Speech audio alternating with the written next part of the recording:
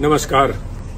कांग्रेस से नाता तो टूटा, परंतु 50 साल का 3 पीढ़ियों का जो संबंध था उसकी टीस आज भी है, और आज जहां गुस्सा है पार्टी के लिए वहां दर्द भी है। और उदयपुर में जो कुछ हो रहा है उसको देख के पार्टी पे तरस भी आ रहा है।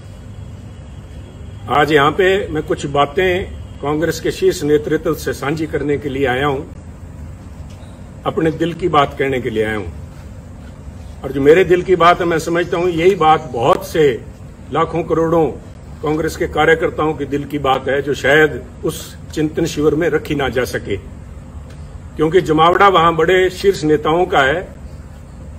पर कितने शीर्ष नेता सिर्फ चीयर लीडर का रूप धारण करके रह जाएंगे, या कितने लोग उनमें से सच के ऊपर पहरा देंगे, कड़वी और सच्ची बात कह पाएंगे, ये तो आज और कल का दिन ही बता पाएगा। परंतु 50 साल जिस पार्टी में खून पसीना बहाया, जिसके साथ अच्छे बुरे समय में साथ रहे, उसके प्रति मेरा भी जाते जाते एक दायित्व बनता है। I would call it my parting gift to Congress party. मैं कुछ बातें साझी करना चाहता हूं, क्योंकि कल मैंने कांग्रेस के हमारे माननीय अध्यक्ष सोनिया जी का भाषण सुना। बड़ा भावुक भाषण था, और उन्होंने खास तौर पे जो बात कही कि exceptional situations need exceptional solutions. परंतु कल का जो प्रोग्राम मैंने देखा उस चिंतन शिविर का, वो मात्र एक औपचारिकता, एक फॉर्मेलिटी फुलफिल करने से ज्यादा कुछ भी नहीं था।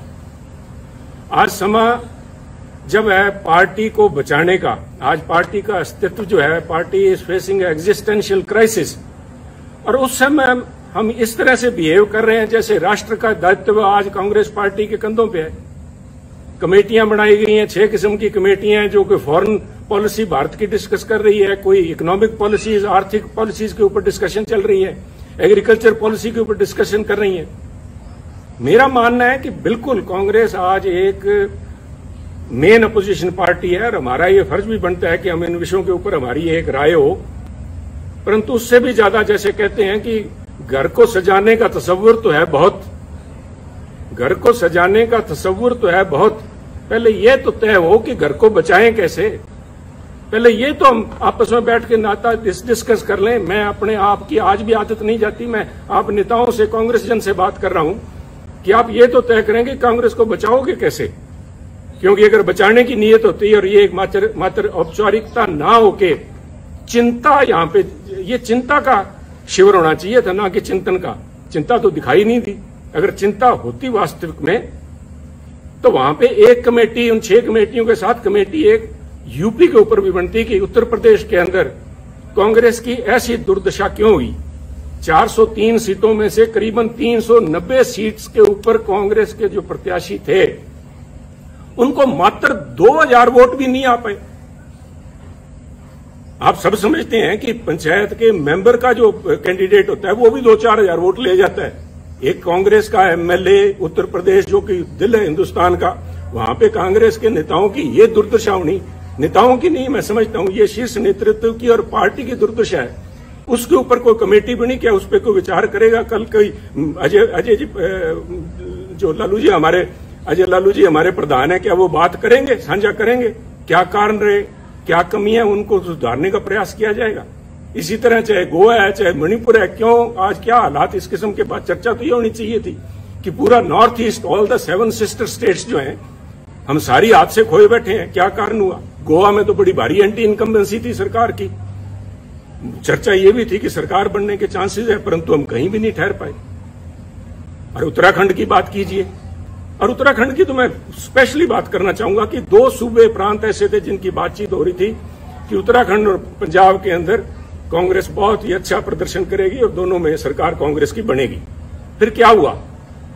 क्या कोई वहां बता पाएगा कि उत्तराखंड के जो मुख्यमंत्री के प्रत्याशी थे हमारे हरीश रावत जी, उनका एक पांव पंजाब में था, एक पांव उनका देहरादून में था इलेक्शन दिन तक। क्या वो सोच लेके आए थे? क्या सोच के साथ हरीश रावत जी को पंजाब का प्रभारी बना के भेजा गया? क्या उनकी मंशा सिर्फ इतनी थी कि हम तो डूबे हैं सनम, तुमको भी ले डूबेंगे? खुद तो उनकी जो दुर्दशा हुई, और मैं इसमें कहने में संकोच नहीं करूंगा, मैं पहले भी कह चुका हूं और आज फिर कह रहा हूं, अगर हरीश रावत जी आ रहे हैं तो I call it divine justice, he deserved it. जो कांग्रेस पार्टी की दुर्दशा हुई है उसमें बहुत बड़ा रोल जो है एकमात्र इन व्यक्ति का है। सारा दायित्व तो इनके कंधों पे मैं नहीं डालूंगा, हमारी भी कमियां रही वहां पे, पर इनका बहुत बड़ा रोल था। ये एक कड़ी थे यहां से लोगों ऊपर बात करने के लिए। और उससे भी ज्यादा जरूरी, जब उत्तराखंड की बात करते हैं तो पंजाब की बात कैसे ना करेंगे।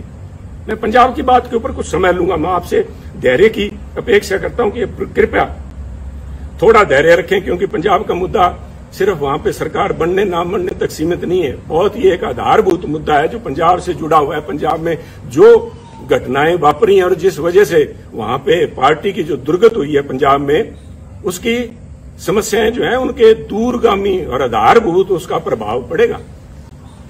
एक बात मैं मानता हूं कि देश जो है, भारतवर्ष जो है, एक सेकुलर देश है, और उस भारतवर्ष के अंदर अगर सबसे कोई सेकुलर प्रांत है तो मुझे इस बात का गर्व है कि वो पंजाब है। और पंजाब ने बार बार ये दर्शाया है, यहां तक कि 25,000 पंजाबियों ने कुर्बानी दे के भी, आतंकवाद के उन काले दिनों में 25,000 पंजाबियों की कुर्बानियां हुई, परंतु वहां आपसी भाईचारे और सेकुलरिज्म के ऊपर आंच भी नहीं आई। परंतु आज एक छोटी सोच का व्यक्ति, छोटी सोच का सो कॉल्ड लीडर, छोटी सोच का एक छोटा नेता जो बड़े पदों पे आसीन है, उसकी जुबान ने वो करने का प्रयास किया जो आतंकवाद के काले दिनों के अंदर AK-47 की गोलियां भी नहीं कर पाई। ये तो पंजाबियों को मैं दाद देता हूं कि उन्होंने फिर से मौका संभाला। और आप देखिए, जीता जागता सबूत देखिए। अगर किसी को इस बात के परिणाम की, इसको प्रूफ की जरूरत है तो वो देखिए कि इस इलेक्शंस के अंदर जिसके नतीजे 10 मार्च को भी आए हैं, अगर धर्म की बात करें, सिखों ने, जो सिखों की पंथक पार्टी अकाली दल, उसको वोट नहीं डाला।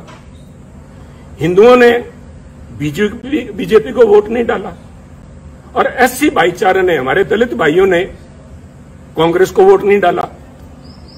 पंजाबियों ने एक सिख के तौर पे, एक हिंदू के तौर पे, एक दलित के तौर पे, क्रिश्चियन या मुस्लिम के तौर पे नहीं, उन्होंने पंजाबी के तौर पे वोट डाला। और इस सारे आडंबर को ढा के उन्होंने एक आस और उम्मीद को वोट डाला, एक रंगले पंजाब की आस, एक बेहतर फ्यूचर, बेहतर भविष्य की आस में उन्होंने वोट डाला। वो आस कितने हद तक पूरी होती है तो समय बताएगा, परंतु पंजाबियों को ये दाद देनी होगी कि उन्होंने ये काली नजर जो हमारे कांग्रेसी नेता जो लगा रहे थे, जो हिंदू, सिख या दूसरे भाईचारों के अंदर जहर का बीज जिन्होंने बोया, मैं तो आज इस माध्यम से खासतौर पे कांग्रेस अध्यक्षा सोनिया जी से निवेदन करूंगा, मेरी हाथ जोड़ के करबद्ध प्रार्थना है, सोनिया जी, राजनीति सारे देश में कर लीजिएगा, परंतु पंजाब को बख्शिए। पंजाब ने बहुत काले दिन देखे हैं। पंजाब में अगर पंजाब को परसेंटेज के प्रिज्म से नहीं देख सकते आप, पंजाब को 33% अमुक कौम है, 40% अमुक कौम है, बाकी बचते नॉन सिख हैं या किस खाते में डाल रहे हैं, कृपया करके बख्शिए पंजाब को। पंजाब एक है।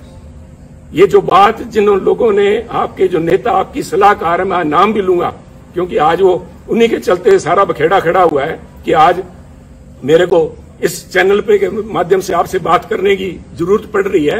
अंबिका सोनी जी के एक जबान ने, मैं समझता हूं, ना सिर्फ कांग्रेस को, तो कांग्रेस का तो बंटा उन्होंने बेड़ा डुबाया, परंतु उन्होंने पंजाब के माथे पे कलंक लगाया, सिखों के माथे पे कलंक लगाया, सिक्खी के माथे पे कलंक लगाया। उन्होंने हिंदुओं को बदनाम किया, हिंदुओं को निरादर किया। क्या ऐसे नेता का कांग्रेस में बने रहने का कोई हक है, कोई औचित्य है? अगर औचित्य है तो मैं आपसे निवेदन करूंगा कि आज के समागम के अंदर, जब उदयपुर में वो बैठी हैं और आपके साथ मंच पे बराबर बैठी हैं, तो उनसे निवेदन करें कि उठ के वो बताएं कि Punjab, what is Sikhism, Sikhism है क्या जिसको उन्होंने इतना बड़ा दोष लगा दिया। This is nothing. उनका ये बयान कि पंजाब के अंदर अगर हिंदू मुख्यमंत्री बनता है तो पंजाब में आग लग जाएगी, इसका मायना ये हुआ कि जो सारे सिख हैं, सारे पंजाबी भाईचारा है, वो हिंदुओं के खिलाफ डांगे लेके घूम रहा है। हिंदू सिख भाईचारे के अंदर दरार डालने की ये जो कोशिश, खुद आपकी सलाहकार अंबिका सोनी जी और उनके जो कुछ चंद चेले जो हैं, जो पंजाब के अंदर बैठे थे जिस समय ये फैसला हो रहा था, 4-5 जो यहां थे और वो 4-5 मोस्टली आज वहां आए हुए हैं आपके पास वक्ता के तौर पे, उनको बेनकाब करना जरूरी है। उन्होंने कहा था कि अगर हिंदू बन गया पंजाब में मुख्यमंत्री तो पंजाब में आग लग जाएगी। Is this some pre planned way of vilification of Sikhs? Are you trying to vilify a whole community? कि वो इतने इनटॉलरेंट है, उनके अंदर ये सहनशीलता ही नहीं है कि किसी और को बनता देख सके। और इनकी अंबिका जी की बात में अगर कहीं सच्चाई होती तो मैं समझता हूं कि अकाल तख्त के जत्थेदार साहब ने जिस दिन इनका बयान आया उसी दिन उन्होंने कहा, अकाल तख्त साहब का वो बयान मैं समझता हूं स्वर्णिम अक्षरों में दिखा जाने वाला है कि पंजाब के अंदर हिंदू सिख होना कोई मायने नहीं रखता। सोनिया जी, मैं आपसे निवेदन करना चाहूंगा, अकाल तख्त कोई छोटा मोटा जगह नहीं है, is a temporal seat of Sikhism. यहां पे महाराजा रणजीत सिंह भी आके पेश हुए हैं। अगर उनके हेड ग्रंथी ये बात कहते हैं, वहां के जत्थेदार साहब कहते हैं, तो ये क्या ज्यादा सिखों के बारे में या पंजाब के बारे में जानते हैं? एक ऐसा लीडर, एक तरफ हम इल्जाम लगाते हैं आम आदमी पार्टी के ऊपर कि वो पंजाब का भला नहीं कर पाएंगे क्योंकि उनकी लीडरशिप दिल्ली से चलाती है, जिनको दिल्ली के बारे में ज्ञान नहीं। मुझे आम आदमी पार्टी का तो पूरा पता नहीं, परंतु सोनिया जी, पंजाब कांग्रेस का बेड़ा गर्क दिल्ली में बैठे उन नेताओं ने किया है जिनको पंजाब का, पंजाबियत का, सिक्खी का बिल्कुल पता नहीं। सरबत दा भला गुरु महाराज का मूल मंत्र। I am not a Sikh scholar, परंतु मैं अपने आप पे गर्व है कि मैं पंजाबी हूं। मुझे इस बात का मान है कि गुरु महाराज ने जो मूल मंत्र दिया था वो था मानस की जात सब एको पहचान में, सरबत दा भला, यूनिवर्सल ब्रदरहुड। कौन सी लैंग्वेज समझाऊं मैं इनको, अंबिका जी को? कौन सी लैंग्वेज में ये बता पाएंगे, जवाब दे पाएंगे? और इनके जो पिछलगू वहां पे बैठे हैं उनसे मैं निवेदन करूंगा कि वो खड़े होकर वहां पे मंच पे बताएं कि किस वजह से पंजाब को बदनाम किया, पंजाबियों को बदनाम किया गया। और ये सोनिया जी, मैं बार बार इस बात पे जोर दे रहा हूं क्योंकि ये हमारी विचारधारा से जुड़ा हुआ मुद्दा है।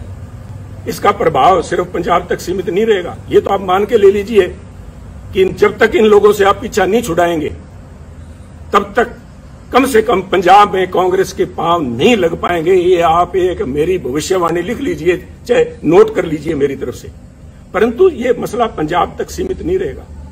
This itself shows fundamental problem which is Congress is facing today. आप अपनी चाल ही भूल गए। आप अपने आप को, आप पे इल्जाम लगते हैं कांग्रेस पार्टी के ऊपर सूडो सेकुलरिज्म के, कभी सॉफ्ट हिंदुत्व के, और कभी इस किस्म के बयान आ जाते हैं जिनको कुछ लोग कहेंगे मेजोरिटेरियन एक्सट्रीम लिए बैठे हैं आप। इन बातों का आपके ऊपर जो प्रभाव पड़ेगा वो मैं समझता हूं। आप इन सारे जो इल्जाम लगते हैं आप इनको तस्दीक कर रहे हैं। ये लोग आपके पास मंच पे बैठे हैं, यू आर विटिंगली और अनविटिंगली एंडोर्सिंग देयर व्यू। ये कौन? मेरा गुनाह क्या था? जब ये अंबिका जी का बयान आया, इनके चेलों का बयान आया कि पंजाब में अगर हिंदू मुख्यमंत्री बनता है आग लग जाएगी, तो मैंने कहा ये सोच कांग्रेस की सोच नहीं है। ये सोच किसी एक, I said, a petty person, a small-minded person occupying high positions, and I meant your advisor, Ambika ji. Let me be honest with you. मेरे को फांसी लगानी है, लगाइए आप। मैं आज यहाँ सफाइयां देने के लिए नहीं आया आपके पास में।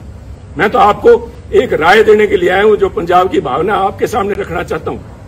अगर इन लोगों को आज आप भी अपने साथ बिठाए बैठे हैं पंजाब में, आप भूल जाइए पंजाब के बारे में।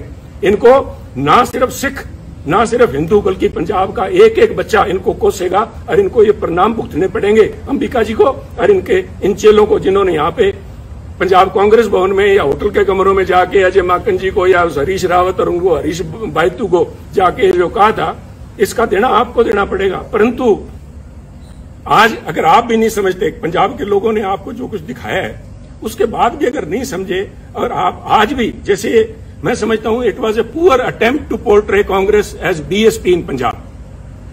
आपने निर्णय, राहुल जी ने लिया, बड़ा अच्छा निर्णय था, सबसे पहले स्वागत मैंने किया था, that he has broken a glass ceiling. पर जिस तरीके से उसको प्रस्तुत किया गया, तो लोगों ने कहा कि अगर हमने जात पात और जाति के आधार पर वोट डालना है तो हम नकली बीएसपी को वोट क्यों डालें, असली बीएसपी को क्यों नहीं डाल लेते। और वही मसला आपके साथ, चाहे आप जब सॉफ्ट हिंदुत्व की बात करते हैं, लोग कहेंगे अगर वोट ही धर्म के नाम पे डालना है तो फिर बीजेपी को क्यों ना डाले। ये नकली बीजेपी को क्यों डालें? तो आप अपने वजूद पे रहिए। Don't this drift off your intellectual, you are losing the moorings, intellectual moorings. यही तो आपके पास सारा कुछ था। इसी विचारधारा के साथ तो लोग हमारे जैसे जुड़े थे। और आप में दूसरों में फर्क क्या है, इसका कौन जवाब देगा? ये जवाब तो आपको ढूंढने पड़ेंगे। इसके लिए किसी सलाहकार की जरूरत नहीं पड़ेगी। इसके साथ ही पंजाब की जब मैं बात करूंगा, मैं नहीं चाहता था कि मैं अपनी बात करूं। मैं यहां सफाई, फिर से कह रहा हूं, मैं सफाई देने के लिए यहां नहीं आया। मैं अपने एक एक शब्द के ऊपर आज कायम हूं। मैंने जब आपको कहा था कि ये जो दिल्ली के अंदर आपके पास लोग बैठे हैं, आपको आंखें दिखा के और बाहर जाके कहते हैं समझौता हमसे करने का प्रयास कर रही है कांग्रेस अध्यक्षा, उन्होंने ना सिर्फ आपकी पद की गरिमा को ठेस लगाई बल्कि कांग्रेस की सोच को भी ठेस लगाई। मैं आज भी उस बात पे पहरा देता हूं। परंतु मैं इसलिए कह रहा हूं कि मुद्दा मुझे नोटिस दिया गया, सो कॉल्ड नोटिस, वो तो हमको कहें काफिर, ये अल्लाह की मर्जी है।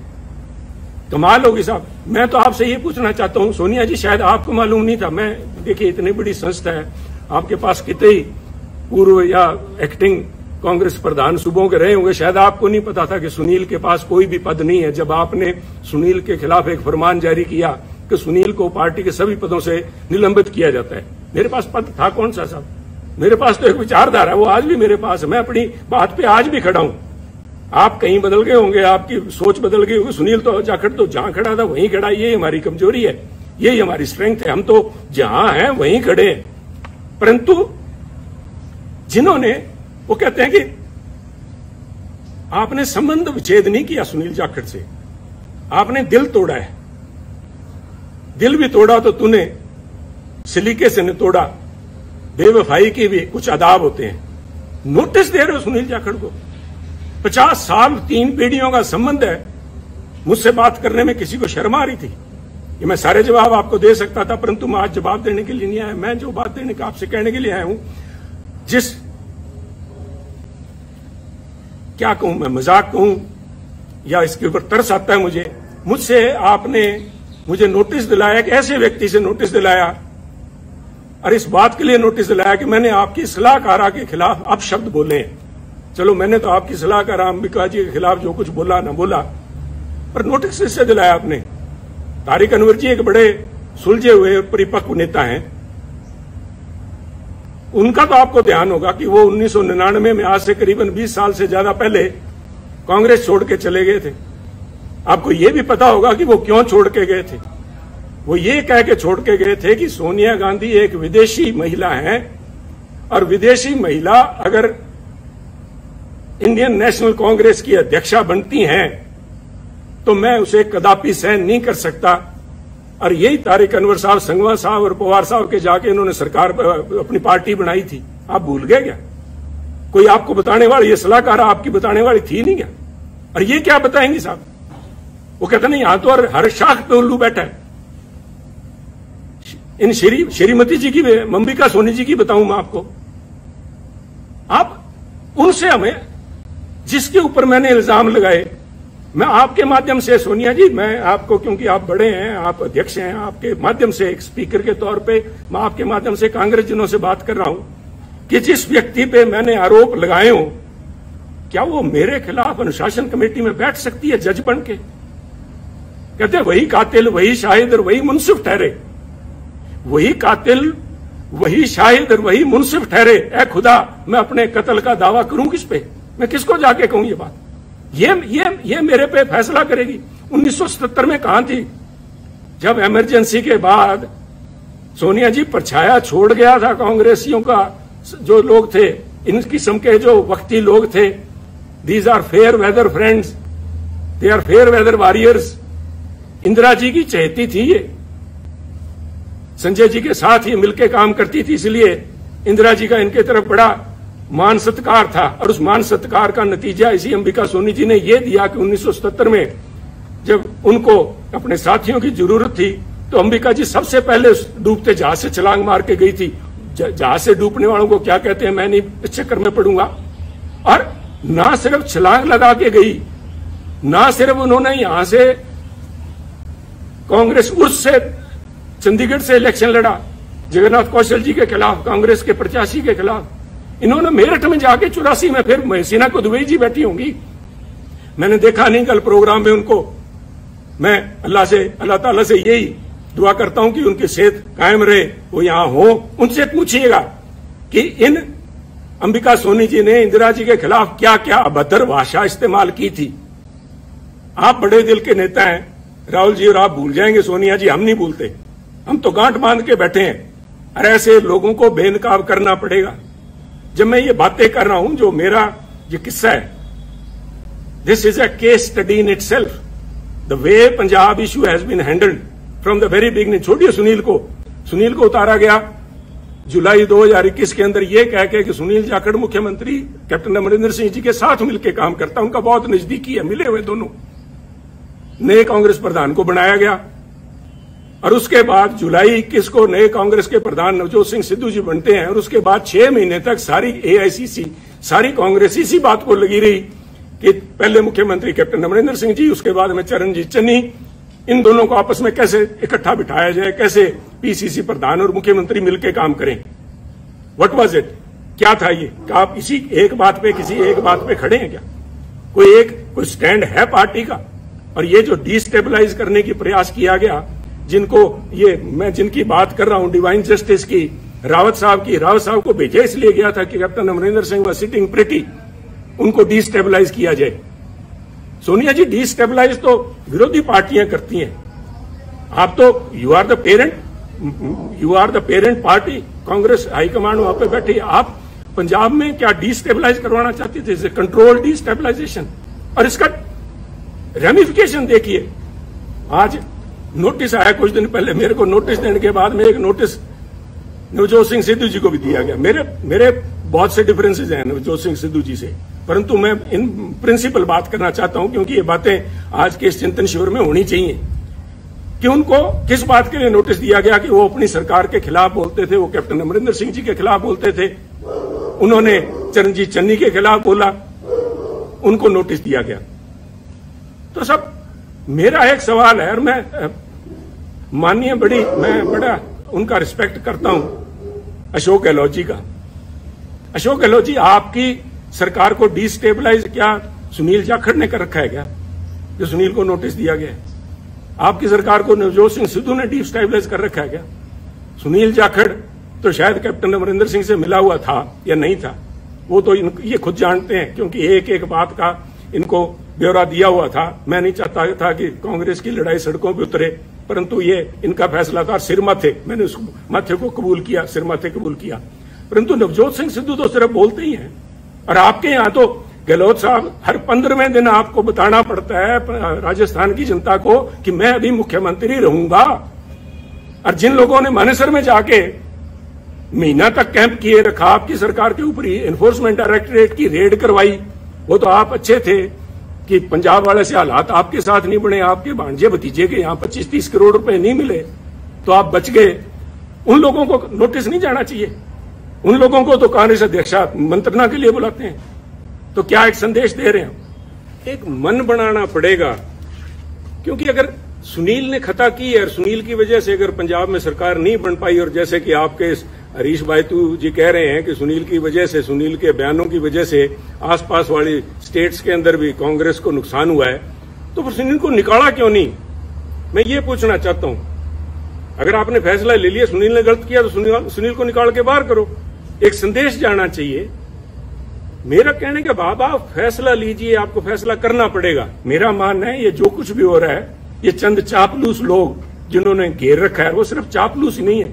मैं मर्यादा से बाहर नहीं जाना चाहता, परंतु पहले इल्जाम लगा करते थे कि कांग्रेस के हर समय हर सरकार के अंदर एक कोटरी होती है, जिसे किचन कैबिनेट कह लो या कोई उनकी कोटरी, उनको विश्वास पात्र है जो अपनी नजदीकियों का फायदा उठाते हैं।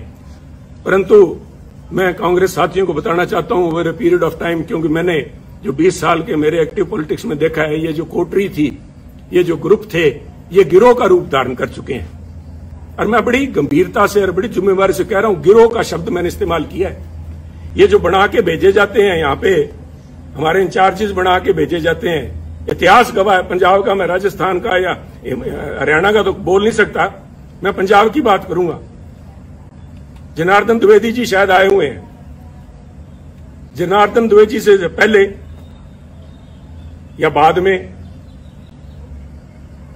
एक शकील अहमद साहब को छोड़ दीजिए, चाहे वो चाणक्य थे, चाहे वो आशा कुमारी जी थी, चाहे रावत जी थे, और चाहे हमारे हरीश बायतू जी थे, ये सारे के सारे एक ही आका के जाके पैरों में हाथ लगाते हैं। वो हमारे पंजाब की आंटी बैठी है वहां पे, इन सारों को उनका वृद्ध उनका जो हस्त था उनके ऊपर था।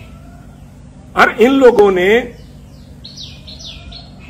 इल्जाम बहुत लगे हैं। मैं डिम्पा जी को मैंने कल बैठे देखा, आपके बगल में बैठे थे सोनिया जी, पिछली रो में आपके, उन्होंने एक बयान दिया, उन्होंने पूरे बाड़मेर के माथे पे कलंक लगाया। मैं समझता हूं उनको बाड़मेर का नाम नहीं लेना चाहिए था, उनको व्यक्ति विशेष का कहना चाहिए था, परंतु मुझे पता है कि वो नहीं बोलेंगे, ना ही उनके खिलाफ कार्रवाई होगी। क्योंकि मैं देखिए यहां बैठ के राय देनी बहुत आसान है। मैं समझता हूं कि पार्टी को चलाने के लिए बहुत सी आपकी मजबूरियां होती हैं, मजबूरियां हैं भी, चलाने के लिए बहुत अकोमोडेट भी करना पड़ता है। अकोमोडेट कीजिए। मैं नहीं कह रहा कि आप जसवीर सिंह डिम्पा जी की, जिन्होंने कहा था कि बाड़मेर का ठग कहा था या बाड़मेर का डाकू कहा था, मुझे याद नहीं, उन पे एक्शन ना लीजिए। मैं नहीं चाहता कि आपकी संख्या, एमपीज की संख्या घटे, परंतु मैं इतना जरूर चाहूंगा कि एक कमेटी तो बनाई जाए कि क्या हुआ।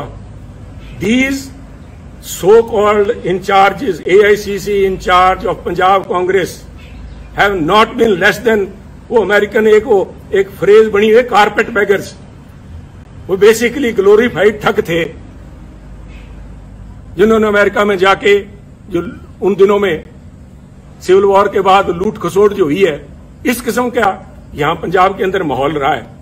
इन लोगों को नोटिस ना दे के आप नोटिस सुनील जाखड़ को दे रहे हो। कोई इल्जाम तो बताओ सुनील जाखड़ को। सुनील जाखड़ ने तो, वो कहते हैं ना, हमारे बागड़ी में कहावत है कि सुनील जाखड़ ने तो आंख में सुरमा डालने का प्रयास किया था, और आपके लोगों ने जाके वहां पे आपको बताया सुनील जाखड़ कांग्रेस की आंख फोड़ रहा है। तो ये निर्णय तो आपको लेने पड़ेंगे। सोनिया जी, मेरे से, राहुल जी से मेरा ये निवेदन है कि हो सकता है आने वाले उत्तराधिकारी वही होंगे, और वो चाहे मेरी किसी से बने ना बने, मुझे लोग गलत कहेंगे, कांग्रेस पार्टी आपके, राहुल जी और आपके नाम के गांधी परिवार के बिना नहीं चल पाएगी। 60 बन जाएंगी, 60 नहीं तो कम से कम हर एक सूबे में अपनी अलग कांग्रेस होगी। आपका होना जरूरी है, आप लोगों का इस पार्टी का एक सशक्त अपोजिशन के लिए होना जरूरी है, परंतु ये तब तक ही जरूरी है कि आप अपने अच्छे बुरे को पहचाने। ये प्रशांत किशोर जी नहीं बता पाएंगे आपको, कोई आप वो सुनील कानूनगोलो है उसको वो नहीं बता पाएगा। This is a responsibility of the boss himself. अगर आप लीडर हैं तो आपकी परख होनी चाहिए। आप छोड़िए, आप शायद, I have always claimed that Rahul Gandhi ji एक बहुत ही बढ़िया इंसान है। आई स्टिल बिलीव इट, चाहे आज मेरे फर्क है, चाहे जो भी है, जो आवाज उठनी चाहिए थी, सच के साथ में खड़ी होनी चाहिए, नहीं उनकी मजबूरियां होंगी, परंतु is a very fine man, is a very upright. और मैं अगर कांग्रेस के इतने साल लिप गया तो उसका बहुत बड़ा कारण राहुल गांधी जी, मैं आज भी मानता हूं। अगर वो और कोई छोटे दिल का व्यक्ति वहां बैठा था, उससे पहले ये तोड़ बिछड़ा, उससे पहले भी वो लेना था। परंतु राहुल जी, आपको भी आजकल एयरक्राफ्ट के अंदर ये सुखोई और वहां पे लड़ाई चल रही है, उनके अंदर एवरी एयरक्राफ्ट, इवन टैंक्स के अंदर भी एक होता है IFF, called identification of friend और फो।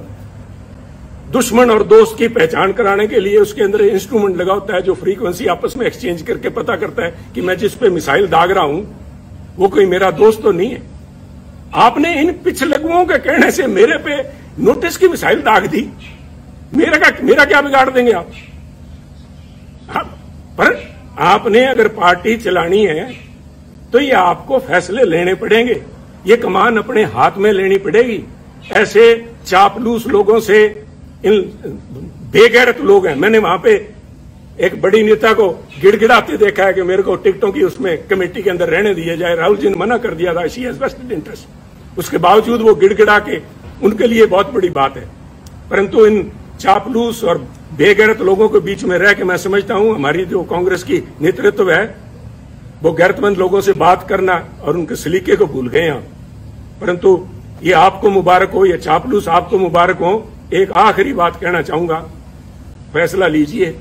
फैसले आपने लिए हैं, अच्छे लिए हैं, बुरे लिए हैं, समय बताएगा, फैसले तो लिए हैं। और मेरे फैसले के अंदर जो बात मैं खास तौर पे आखिर में आपसे कहना चाहता हूं, Sunil Jakhat's case, from notification to your recommendation of the disciplinary committee, till the time you have finally asked Sunil to be removed from all positions, it shows what is basically ailing Congress party. आप भी फैसला नहीं ले पाए। ये क्या फैसला था? सुनील से पद ले लिए। क्या पद ले लिए? सुनील के पास कौन से पद थे जो आपने ले लिए?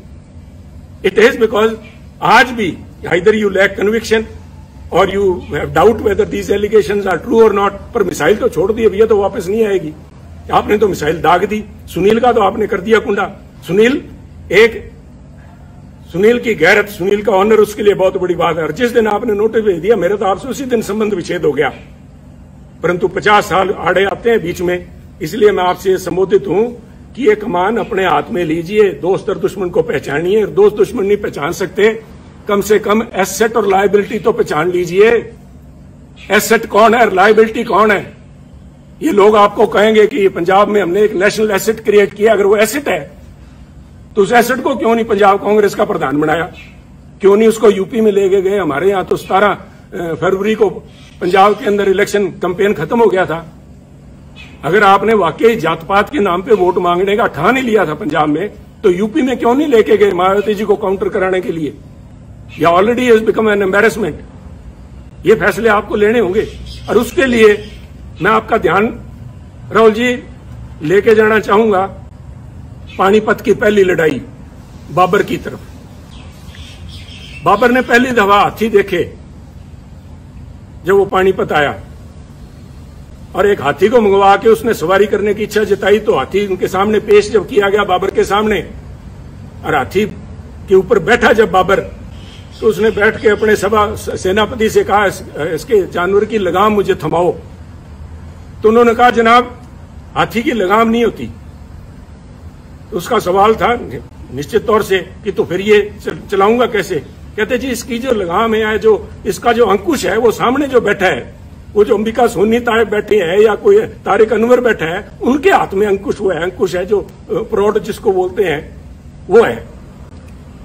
तो बाबर ने तब कहा था कि इसको हाथी को बिठाओ और मेरे को नीचे उतारो। तो उन्होंने कहा, क्या बात होगी महाराज? तो उन्होंने कहा, मैं उस चीज की सवारी कभी नहीं करूंगा जिस चीज की लगाम, जिस जानवर की लगाम मेरे हाथ में ना हो, जिस संस्था की लगाम मेरे हाथ में ना हो। तो मेरी आपसे बेनती यही है, with all due respect and for all the respect and all the time we have spent together and with the party, 50 साल की, आगे बढ़िए, कमान सामिए और इन पिछले लोगों को ऊपर छोड़ के कांग्रेस पार्टी को अगर जिंदा रखना है तो ये लगाम अपने हाथ में लीजिए। वरना इस किस्म के जो चिंतन शिविर हैं, इसी प्रशांत किशोर ने आपको कहा था, यूपी में आपको लेके गए थे, कैंपेन का नाम था खाट पे चर्चा। आज कांग्रेस पार्टी खटिया पे नजर आ रही है। अगर आज समय रहते नहीं संभले, वक्त की फिक्र करना दा क़यामत आने वाली है, तेरा जिक्र भी ना होगा दास्तानों में।